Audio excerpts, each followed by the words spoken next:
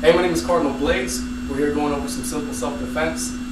Step one, we're going to work with obtaining my territory.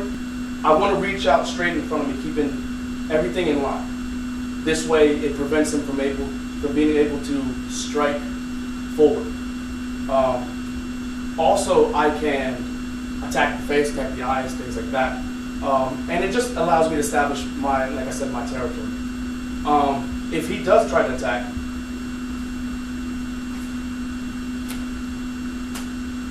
I'm still covered. This is still a block. As well as being able to use my hands that are out in front of me to keep him at bay. I also have the ability to cover my chin, my jaw, with the shoulder. So essentially, if he were to get through, I'd still be covered. Do it. All right, from this position, I've already established my territory, which is everything that I can reach, and the middle line, the center line. His attacks have to come from outward now, because I've already taken the middle line. So if he throws his hook, I can now reposition myself outside the line, allowing the block to come from here. Same thing over here. And then if he goes for the uppercut, I can just step back. All right? So from this position here, if he's going in straight, go ahead.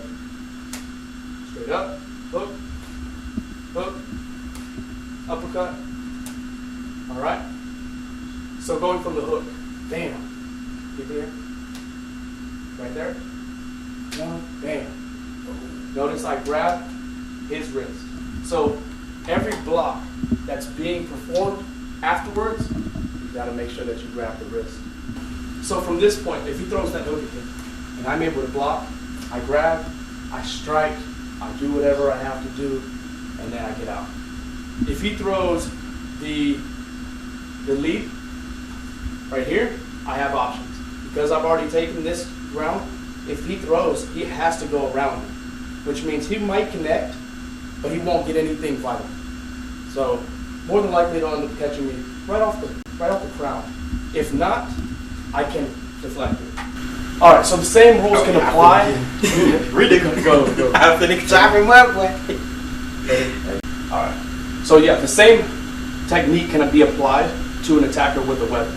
Because I've already taken his center line from him and also stepped in, he has no choice but to go around my hands. So if he goes above, same block.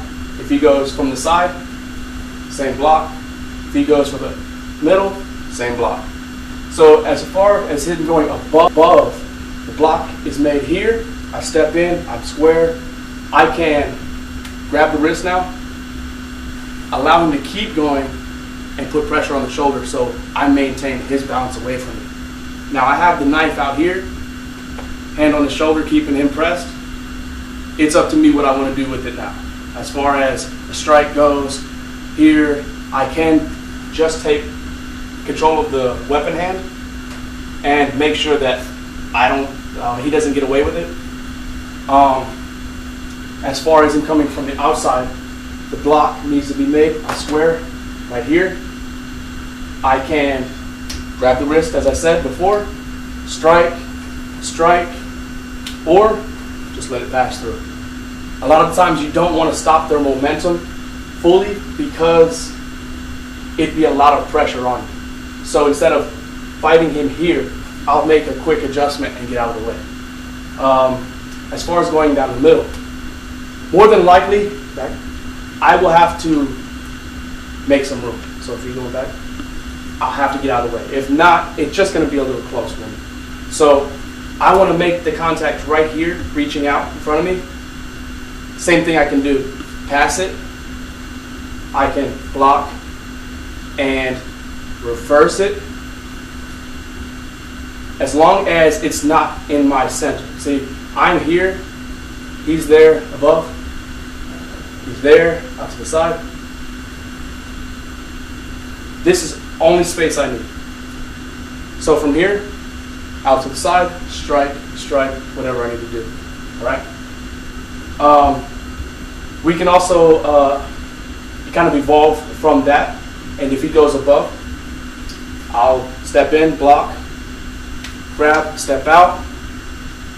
I can come in here, lock the wrist, lock the hand, and bring him back for either a takedown or just a simple disarm. It depends on, of course, the situation, but having options is always better than having none at all. So as he makes contact overhead, same block applies.